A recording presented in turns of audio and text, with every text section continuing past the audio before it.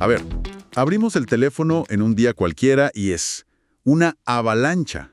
Desinformación, debates políticos que parecen guerras en redes sociales y ahora contenidos de inteligencia artificial que ya es casi imposible distinguir de la realidad.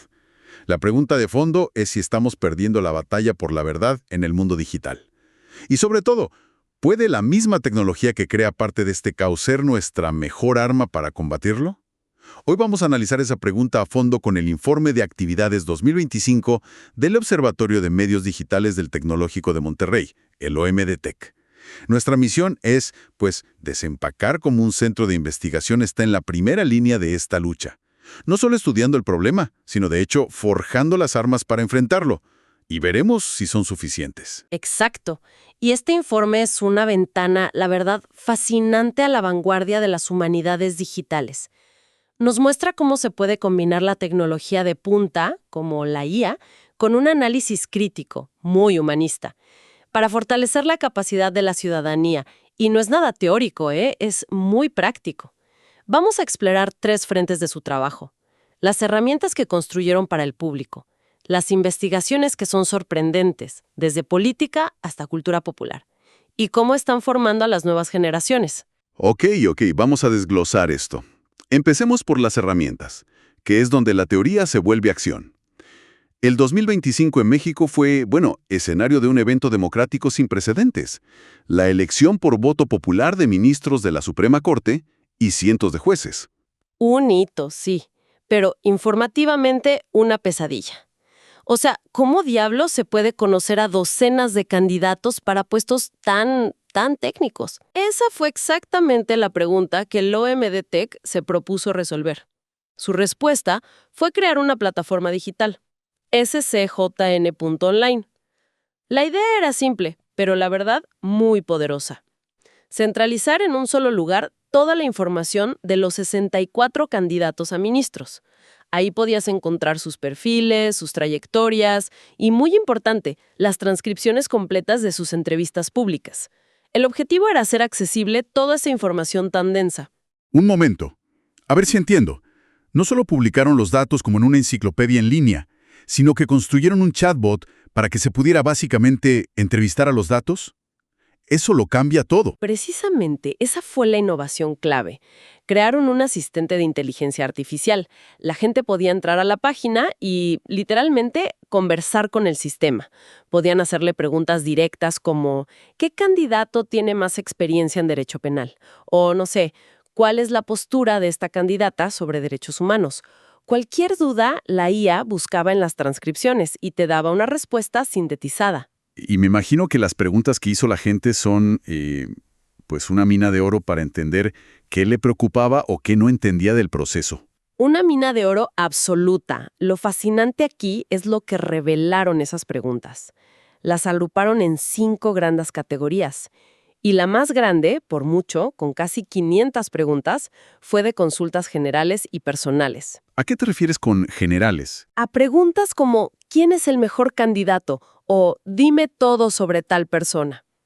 Esto te muestra un primer acercamiento muy exploratorio, ¿sabes? Una curiosidad de gente que partía casi de cero, que necesitaba un mapa básico del terreno. Después, el segundo grupo más grande fueron preguntas sobre el proceso electoral. Dudas sobre las reglas del juego, sobre qué hace un ministro. Eso nos grita que hay una necesidad fundamental de alfabetización cívica. Y luego, a medida que bajamos el número de preguntas, la sofisticación aumenta. La gente empezó a preguntar por ideología, por vínculos políticos, la independencia judicial e incluso comparaciones de méritos entre ellos. Suena muy poderoso, pero también me pregunto por el riesgo. Si la gente empieza a confiar ciegamente en un asistente de IA, ¿no podríamos estar creando otro problema? ¿Una dependencia de la máquina para pensar por nosotros? Es una preocupación muy válida. Y el informe la aborda. La clave es que la herramienta funcionó como un puente. Llevó a las personas de esa curiosidad básica de quiénes son a una deliberación mucho más informada. La IA no te decía por quién votar. Te daba las herramientas y los datos extraídos de las fuentes originales para que tú pudieras decidir. Te ahorraba cientos de horas de lectura, pero no te sustituía al pensamiento crítico. Entendido. era un acelerador de la deliberación, no un reemplazo. Ok, pero esa es una herramienta para un evento muy específico. El desorden informativo es diario. ¿Qué pasa con la noticia falsa que llega al chat familiar? Digo, un taller de verificación suena genial, pero no es escalable. No puedes tener un profesor con cada persona. Exacto, y ese fue el siguiente paso lógico para ellos. Primero crearon la metodología Verifacts, la enseñaron en talleres y el diagnóstico fue revelador. Los jóvenes universitarios sabían que la desinformación es un riesgo, se sentían vulnerables, pero admitían no tener un método, una rutina para verificar lo que veían. Y ante tu pregunta de cómo escalar eso, la respuesta fue Verifax GPT. Ah, tradujeron la metodología en un software. Exactamente. Es un agente de inteligencia artificial que corre sobre ChatGPT 5, pero fue educado, por así decirlo, con toda la metodología del observatorio. Su uso es muy práctico. Una persona puede copiar y pegar un mensaje sospechoso de WhatsApp y el chat, a través de un diálogo, le ayuda a analizar su fiabilidad. Le va preguntando quién es la fuente, presenta evidencia, el tono es emocional y de paso le enseña. Convierte una metodología en una herramienta de bolsillo. Entonces construyeron estas herramientas de defensa. A ver, veamos qué encontraron cuando las usaron para atacar los problemas. ¿Qué descubrieron al aplicar estos métodos? Empecemos con el discurso de los candidatos a la Suprema Corte. Aquí encontraron algo que es francamente demoledor. El análisis reveló que el 40% de las propuestas que hicieron los candidatos en sus entrevistas no tenían relación directa con las funciones reales de un ministro de la Corte. Espera. ¿Casi la mitad de lo que proponían no tenía nada que ver con el puesto? Es increíble. ¿Tenemos algún ejemplo? ¿Prometían pavimentar calles o algo así? No tan extremo, pero sí en esa línea de desenfoque.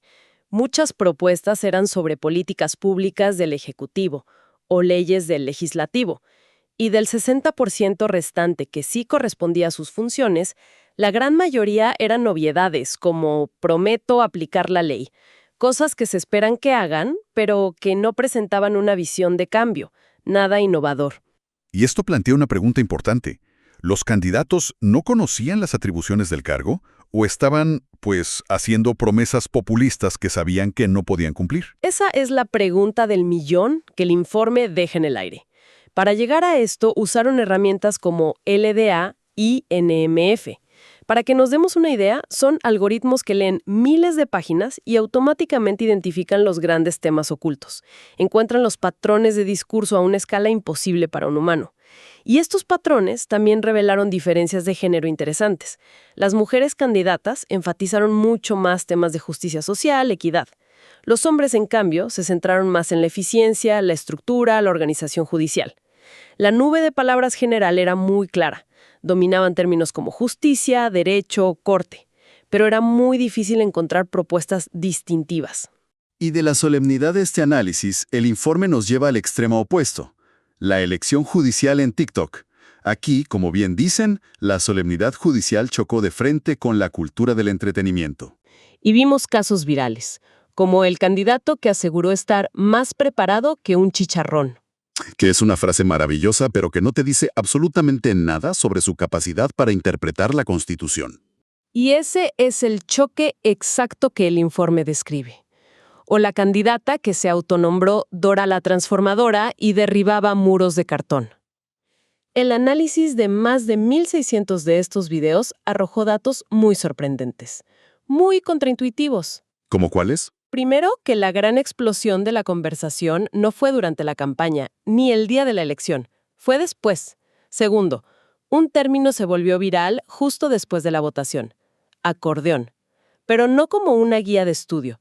Apareció masivamente asociado a denuncias de escándalo, ilegalidad, coacción del voto. Se convirtió en el símbolo del conflicto postelectoral. ¡Qué fascinante! ¿Por qué la conversación explotaría después? Uno esperaría que el clímax fuera el día de la votación. El análisis sugiere que el día de la votación el sentimiento era de alegría, de participación cívica. Pero en los días posteriores, cuando empezaron a salir resultados y acusaciones, ese sentimiento viró drásticamente hacia el enojo. La verdadera batalla por la legitimidad de la elección se libró en redes sociales después de que cerraron las urnas. Y además, vieron que la conversación no fue nada democrática.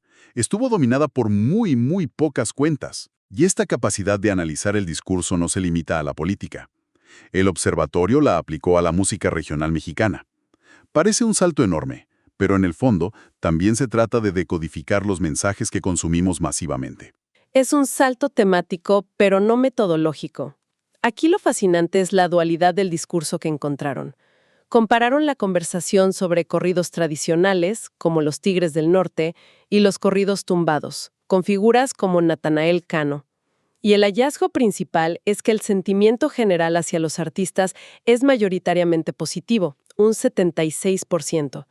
La gente conecta con sus historias aspiracionales, con el éxito. Pero me imagino que hay un pero. Un pero muy grande. Cuando en la búsqueda se introduce explícitamente el término narcocultura, el sentimiento se invierte por completo. Se vuelve abrumadoramente negativo. O sea que la gente está construyendo como un muro en su mente. Por un lado, celebran al artista, su música, su éxito. Y por otro, critican el fenómeno social que a veces se asocia con esa música. Exactamente. La audiencia logra separar al artista y su narrativa del concepto problemático de la narcocultura. La celebración y la crítica coexisten, pero en planos diferentes de la conversación. Es una negociación cultural muy compleja que estas herramientas nos permiten visualizar con datos. Es increíble. Ahora, la crítica que siempre se le hace a la academia es que todo este conocimiento se queda en informes, dentro de la universidad. El informe parece abordar esto de frente. Sí, y de una forma muy concreta. El OMDTEC funciona como lo que llaman un socio formador. Esto significa que los estudiantes no trabajan con casos de estudio de un libro, trabajan con los datos reales y masivos que el observatorio recopila. Por ejemplo, les dieron acceso a una base de datos con más de 500,000 publicaciones de X sobre las elecciones presidenciales de 2024. O sea, estos estudiantes no están aprendiendo en una simulación, están analizando el caos real de una elección presidencial mientras sucede. Eso debe cambiar por completo la experiencia de aprendizaje. La cambia radicalmente. Y los proyectos que desarrollaron son impresionantes, ¿eh? No son simples tareas. Hicieron análisis de los picos de actividad en X durante los debates presidenciales. Estudiaron cómo cambió el discurso de las candidatas antes y después de enfrentarse. Incluso crearon redes para visualizar qué usuarios en Instagram hablaban de forma similar. Y entiendo que esto no se quedó solo como un buen ejercicio académico. Para nada. Estos proyectos ganaron premios como un primer lugar en la Expo Ingeniería del TEC y uno de sus artículos, escrito por estudiantes, fue aceptado para su publicación por la editorial Springer, que es una de las más prestigiosas a nivel científico. Esto nos dice que no solo están aprendiendo, su trabajo está generando conocimiento nuevo y relevante. Y además de formar estudiantes, están llevando estos hallazgos al debate público, ¿cierto? Sí, esa es la pieza final. Tienen alianzas con medios como Expansión, sus investigaciones han sido citadas en espacios de gran alcance como Aristegui Noticias y Grupo Fórmula. Es un ciclo completo. Investigan, forman y difunden. Cierran el círculo entre la academia y la sociedad. Pero intentemos conectar todos los puntos. El informe del OMDTEC nos muestra un enfoque, integral. No se limitan a ser observadores pasivos del caos digital, sino que intervienen. Crean herramientas de IA para la ciudadanía, producen investigación que nos revela estas dinámicas complejas y, crucialmente, forman a la siguiente generación de profesionales con estas habilidades. Y si conectamos esto con el día a día, ¿qué nos dice todo esto? Subraya que vivimos en una era que exige un compromiso activo y crítico con la información. Ya no es suficiente con ser un consumidor pasivo. Iniciativas como estas no son solo proyectos académicos. Son una respuesta necesaria, una caja de herramientas para el entorno en el que todos, queramos o no, tomamos decisiones y nos formamos opiniones. Lo cual nos regresa a la pregunta inicial.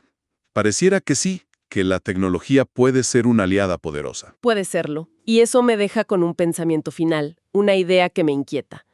El informe demuestra muy claramente cómo la IA puede usarse para verificar información, pero, al mismo tiempo, las tecnologías para crear desinformación, como los deepfakes, se vuelven cada vez más sofisticadas, más baratas y más accesibles. La pregunta es si estamos entrando en una carrera armamentista tecnológica sin fin. ¿podrán las herramientas de defensa, como las que desarrolla el observatorio, mantenerse realmente a la par de las herramientas de ataque en este campo de batalla por la información?